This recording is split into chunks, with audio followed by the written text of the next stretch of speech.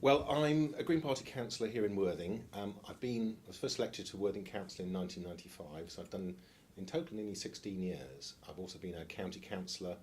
My wife is an ex-police officer. She retired last year after 30 years in Sussex Police. So I have a bit of an inside view to how things have changed and really how we need to move things on in Sussex Police, I think, as well. Well, what I really want to do is make sure we maintain the links between the communities and the police service from both sides. People have to have trust in their police force. We need an open and honest police force, which is really transparent about the things they do. But we need to make sure that the police service has the proper tools they need to do the job and the proper resources.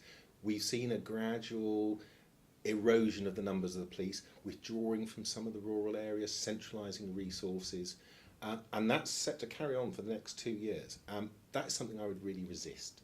And as part of that, it's being a really loud voice, going up to Westminster, saying Sussex needs its fair share of resources. We only get 78% of the national average for Sussex Police, and that's not enough. We need more, and we need our fair share. Yeah, my main priorities are violent crime, which has seen tick up over the past few years, particularly domestic violence, which is a really sensitive area, and it's mainly about getting people to trust the police, that they'll be taken seriously so they can report things.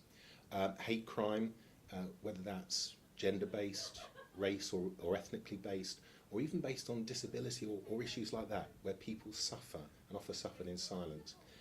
Burglary, something that hits people right in their own homes, and dangerous driving, which is not only a big issue of killing and injuring people, it's a massive cost as well, and that money could be far better spent actually dealing with the crimes that we want dealt with, making us feel safe in our homes, safe on our streets.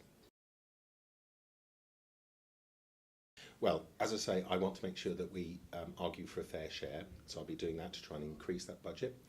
We need to look at the police precept, which was frozen for a couple of years, so we are lagging behind on that. We can do more about sharing back office resources. I've no problem with sharing computer systems, sharing human resources, all the things that happen in the back.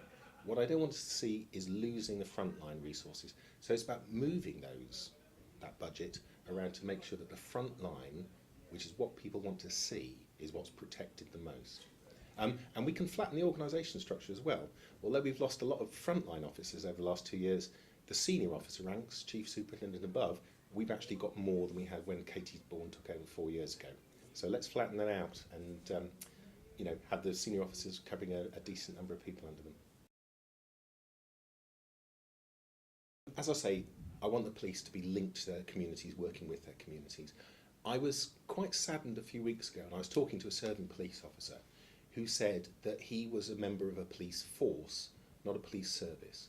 Now that might sound like a really small thing, but to me it's a cultural shift we need to make, that the police are there to serve the community and serve all their communities, and force is a last resort.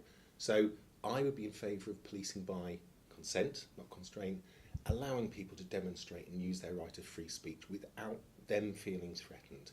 So that's what I'm standing for on May the 5th, the Green Party candidate for Sussex Police and Crime Commissioner. Thanks very much.